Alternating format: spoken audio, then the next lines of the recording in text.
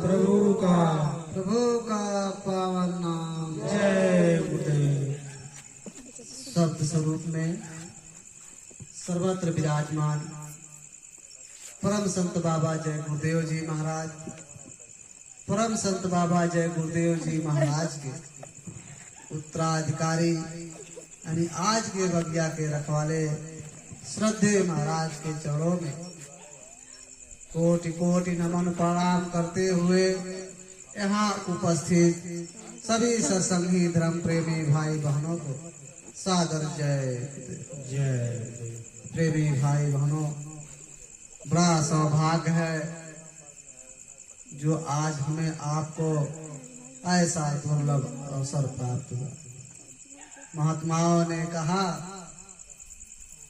जब हमारे आपके जन्म जन्मांतरों के शुभ पुण्य कर्म संचय होते हैं यानी इकट्ठा होते हैं और जब वह भगवान की वह मालिक की बहुत बड़ी दया और कृपा होती है तब हमें आपको ऐसा सत्संग सुनने का अवसर प्राप्त होता है।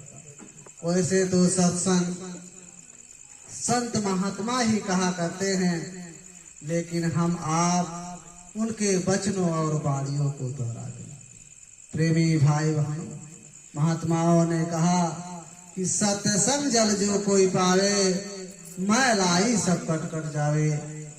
सत्संग ऐसा जल है जहाँ कौवा स्नान करता है और हंस बनकर के बाहर निकलता है।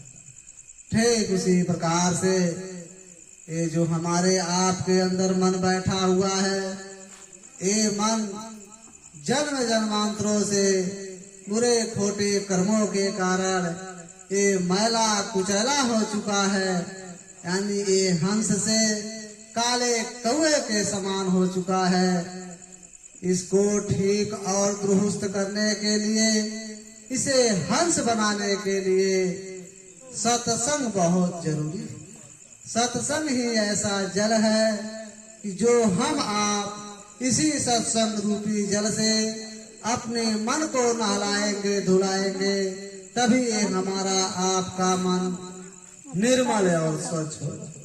क्योंकि प्रेमी भाई बहन, ये जो बाहरी जल है, जब हमारे आपके ऊपर शरीर के ऊपर जब गंदगी और मैल चढ़ जाती है तो इसकी सफाई करने के लिए हम आप ये बाहरी जल का प्रयोग करते हैं, इससे स्नान करते हैं तो ये शरीर का मैल साफ होता है, तब ये शरीर निर्मल और स्वच्छ हो जाता है। लेकिन जहाँ जीव आत्मा बैठी हुई है, जहाँ मन बैठा हुआ है, वहाँ तो ये जल जा ही नहीं सकता, तो उसकी सफाई कैसे हो? तो उसकी सफाई करने के लिए संतों महात्माओं ने यही सत्संग रूपी जल का बहाना। प्रेमी भाई महात्माओं ने कहा कि संतों महात्माओं के सत्संग में ना कभी किसी जात पात, ना ही कौम मजहब, ना ही व्यक्ति विशेष की निंदा चुगली आलोचना होती। सत्संग ऐसे जानिए जित एक नाम बखान।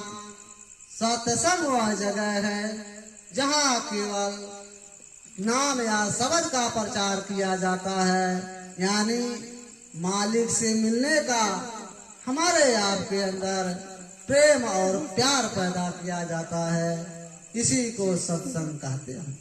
अरे प्रेमी भाई बहन, जब हम आप इस संसार में पैदा हुए, ना तो कोई जात बिरादरी लेकर के आए, ना ही कौम मजहब लेकर के आए, ना ही कोई अपना नाम लेकर के आए।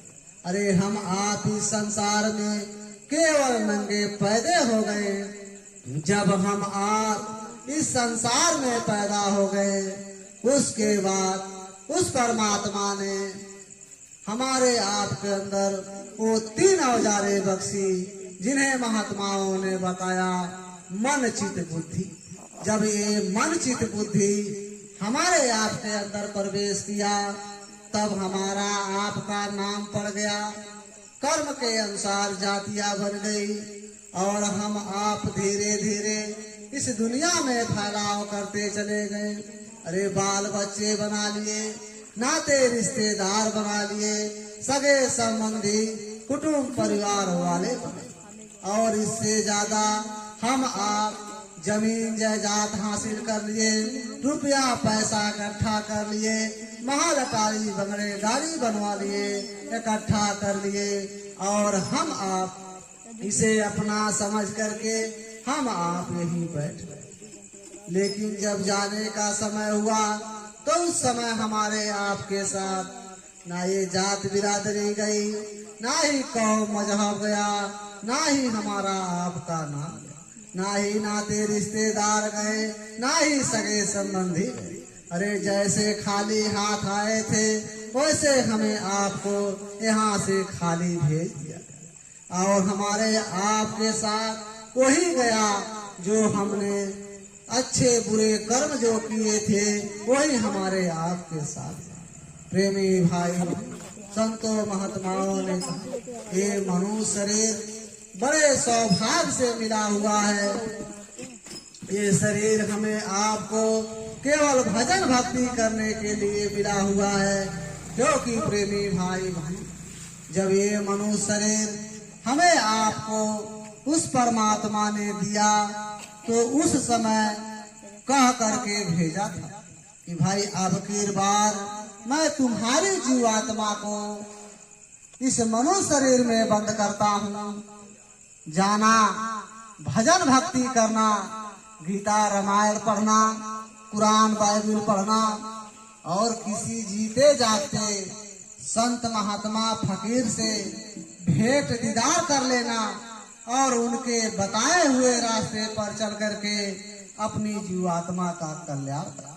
इसी मकसद के लिए हमें आपको ये मानव तन दिया गया था। लेकिन जब हम आप इस मनुष्य शरीर को पाए, यानी जब हम आप इस संसार में जन्म लिए, तब वो वादा भूल गए जो वादा हमने परमात्मा से किया था। क्यों भूल गए प्रेमी भाई? जब हम आप इस संसार में पैदा हुए उसी वक्त ये माया ने हमारे आपके ऊपर एक ऐसी बारीक सी पर्दा डाल दिया, यानी यूं कह लो भूल भुलैया का पर्दा। जब वो पर्दा हमारे आपके ऊपर पड़ा तो हम आप वो वादा को भूल गए और संसार की वादा निभाना शुरू कर। प्रेमी भाई बड़ा सौभाग्य है कि हमें आपको ऐसे समय में ये मानव तन मिला हुआ है। जिस मकसद से हमें आपको ये मानव तन उस परमात्मा ने दिया है। आज हमें आपको इस दुनिया में गीता रामायण पढ़ने के भी मौका है, कुरान बाइबल पढ़ने का भी मौका है, गीता रामायण भी सुनने का मौका है, और संत महात्मा फकीर भी संसार में आए हुए हैं। यदि हम आप थोड़ा विचार कर लेते कि भाई हम कौन हैं, हम कहाँ से आए हुए हैं, हमें जाना कहाँ है, यदि इन प्रश्नों का उत्तर हमने अपने मन में सोच लिया कि ये कहाँ मिलेगा, यदि हमने सोच विचार कर लिया तो मानव जीवन सफल हो जाएगा। लेकिन इन प्रश्नों का उत्तर तब हमें आपको मिलेगा जब हम आप किसी संत महात्मा फकीर के पास जाएंगे, उनके सत्संग को सुनेंगे, उनके वचनों वाणियों को सुनेंगे और उनके बताए हुए रास्ते पर चलेंगे। और हम आप तब अपने मानव जीवन का जो अस्तित्व है कि भाई हम कौन हैं, हम कहाँ से आए हैं, हमें जाना कहाँ है, तब हमें आपको पता चलेगा, तब हमारा आपका ये मानव जीवन सफल हो। अरे प्रेमी भाई, हम आप वास्तव में सोचा जाए, महात्मा कहते हैं कि जब तक हम आप इस मनुष्य शरीर में बैठे हुए हैं तब तक ये बाल बच्चे, ये नाते रिश्तेदार, ये सगे संबंधी, ये कुटुंब परिवार वाले सब अपना दिखाई देते हैं। और हम आप इन्हें अपना बनाने के लिए इस शरीर से इतना अथक परिश्रम करते हैं, चोरी ठगी बेईमानियां भी कर लेते हैं। लेकिन एक समय ऐसा आता है, महात्मा कहते हैं, वो समय जब आता है इस शरीर से जब प्राण निकलता है तो प्रेमी भाई बहन इस दुनिया वालों से भी संबंध टूट जाता है, नाते रिश्तेदार वालों से संबंध छूट जाता है। अब विचार करो, जिस शरीर से हम आप इस दुनिया बनाने की कोशिश करते थे, जब ये शरीर हमारा आपका साथ नहीं दिया तो दुनिया में ऐसे कौन से लोग हैं, ऐसे नाते रिश्तेदार कौन हैं जो हमारा आपका साथ दे सकते हैं। इसीलिए महात्माओं ने कहा कि ये मनुष्य शरीर किराए का मकान है, एक पराया मकान है। अरे किसी को 40-50 साल के लिए मिला होगा तो किसी को 80-90-100 साल के लिए मिला होगा। जितने जितने श्वासों की पूंजी उस परमात्मा ने हमारे आपके अंदर दिया हुआ है, उसे भुगतने के बाद इस शरीर को यही छोड़ करके जाना होगा, क्योंकि ये शरीर ना आज तक किसी के साथ गया, ना ही किसी के साथ जा सकता है। इसीलिए महात्माओं ने कहा कि अरे भाई, जो तूने ये मनुष्य शरीर पाया है, कम से कम इस मनुष्य शरीर से थोड़ा बहुत जीवात्मा के कल्याण के लिए कुछ काम कर लो। क्या काम करना है? महात्माओं ने कहा कि भाई ना इस शरीर को इतना दुख देना है कि ताकि हम आप इस मनुष्य शरीर में बैठ करके उस मालिक का भजन भक्ति ना करें। ना इस शरीर को इतना सुख देना है कि ताकि हमारा आपका ख्याल उस परमात्मा की तरफ न। कहने का मतलब यह है कि जो मनुष्य शरीर हमें आपको मिला हुआ है, केवल भजन भक्ति करने के लिए मिला हुआ है। लेकिन हम दुनिया के जीव इस मनुष्य शरीर को पा करके इतने अहंकार और गुरूर में रहते हैं कि इंसान को इंसान नहीं समझते हैं। अरे ये मनुष्य शरीर इसी मिट्टी में मिल करके खाक हो जाएगा, आग के सुपुत्र होकर के जल करके राख हो जाएगा। अरे प्रेमी भाई भाई, जब हमारा आपका शरीर से ये प्राण निकल जाएगा, इस शरीर को ले जा करके शमशान घाट पर जला देंगे। उसी शमशान घाट पर हमारा आपका मान प्रतिष्ठा बढ़ाई पद वहदा ये सब वही जल करके खाक हो जाएगा। और इधर जब यमराज के सिपाही हमारे आपको प्राण को लेकर के जब धर्मराज के कचहरी में पहुंचेंगे तो प्रेमी भाई भाई, वहाँ आपसे नहीं पूछा जाएगा कि आप किस जात बिरादरी के हो, आप किस कौम मजहब से हो, आप डॉक्टर हो कि मास्टर हो, आप जज हो कि वकील हो, आप नेपाल से आए हो कि हिंदुस्तान से आए हो। ये सब आपसे वहाँ नहीं पूछा जाएगा। वहाँ केवल आपसे ही पूछा जाएगा कि भाई तूने जो ये मनुष्य शरीर पाया था, जो हमने तुझे मनुष्य शरीर दिया था, तुमने क्या अच्छा बुरा कर्म किया है। केवल अच्छे बुरे कर्मों का हिसाब होगा। प्रेमी भाई बहन, महात्मा कहते हैं जब वहाँ हमारा आपका हिसाब होगा, उसी हिसाब के अनुसार फिर हमें आपको दूसरा जन्म मिलेगा। ऐसा नहीं है यह दूसरे जन्म का मतलब हम फिर मनुष्य शरीर पाए हैं, मरने के बाद फिर मनुष्य शरीर पाएंगे, ऐसा कभी नहीं हो सकता। क्योंकि ये काल भगवान का जिनका ये देश है, इन्होंने ऐसा विधान बना दिया है, नरक स्वर्ग वैकुंठ बना दिए हैं, और उसके बाद 4 खान 84 लाख योनिया बना दिए हैं। ये जितने प्रकार के जीवा जंतु हम आप देख रहे हैं इस दुनिया में, ये सब काल भगवान ने ये सब बना करके रखे हुए हैं। अब हम आप सोचे कि मनुष्य जन्म पाए हुए इंसान फिर मनुष्य जन्म पाएंगे, ऐसा कदापि नहीं हो सकता। क्योंकि हमारे आपके सामने इतिहास है। द्वापर के समय, महाभारत का जब समय था, उस समय कृष्ण ने अर्जुन से कहा कि हे अर्जुन, देखो सामने जो चींटा जा रहा है, ये कई बार इंद्र बन चुका है।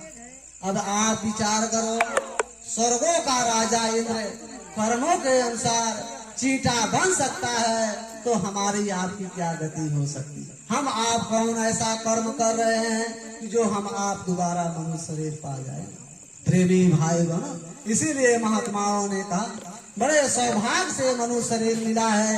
यदि अब की बार हमने गवा दिया तो ना जाने कब हमें आपको मनुष्य शरीर मिलेगा, फिर महात्मा मिलेंगे कि नहीं मिलेंगे, फिर हमें आपको ऐसा माहौल मिलेगा कि नहीं मिलेगा, तो हम आप भजन भक्ति नहीं कर पाएंगे, फिर हम आप 4 खान 84 लाख योनियों में चले जाएं।